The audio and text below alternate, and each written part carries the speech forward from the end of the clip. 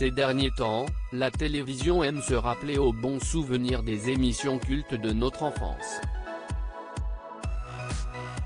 Ce mardi 8 février, W9 a célébré les 30 du Hit Machine en proposant un prime anniversaire. Et il y a quelques mois, CIST TF1 qui fêtait les 20 ans de la Star Academy avec plusieurs soirées réunissant les principaux candidats du télécrochet. Et prochainement, ce sera au tour de Star à domicile de revenir sur TF1. Une nostalgie qui a inspiré les chroniqueurs de Touche pas à mon poste, qui avaient des avis divers sur le retour de telles émissions. Laure-Alice Bouvier, la nouvelle intervenante du programme de C8, a ainsi indiqué qu'elle était une grande fan de Y'a que la vérité qui compte, l'émission de TF1 animée par Laurent Fontaine et Pascal Bataille. L'avocate influenceuse a ajouté qu'elle aimerait beaucoup la revoir sur le petit écran. Une opinion qui n'était pas partagée par Benjamin Castaldi.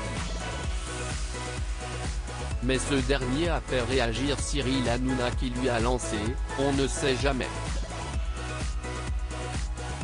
Une petite phrase qui a beaucoup intrigué les chroniqueurs.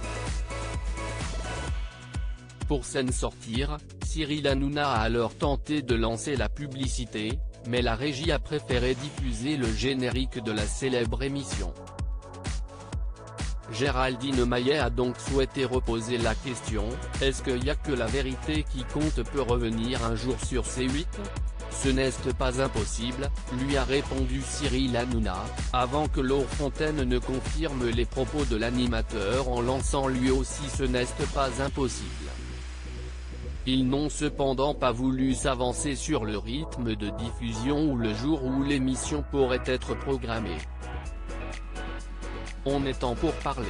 On est en négociation avec Laurent et Pascal, a tout de même concédé Cyril Hanouna. Laurent Fontaine attristé par l'arrêt de Y'a que la vérité qui compte lors de cette même émission, Laurent Fontaine s'est justement confié sur la fin de Y'a que la vérité qui compte. Un arrêt que l'ancien animateur a regretté.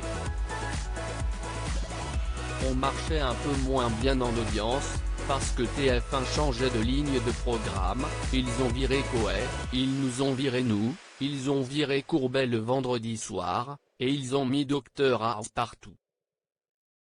Ils ont fait de la fiction plutôt que du flux, a-t-il regretté avant d'ajouter, j'ai un peu pleuré pour les thunes que ça représentait, je ne vais pas raconter des bobards, j'ai pleuré aussi parce qu'on employait 100 personnes donc c'était un peu compliqué. Loading widget.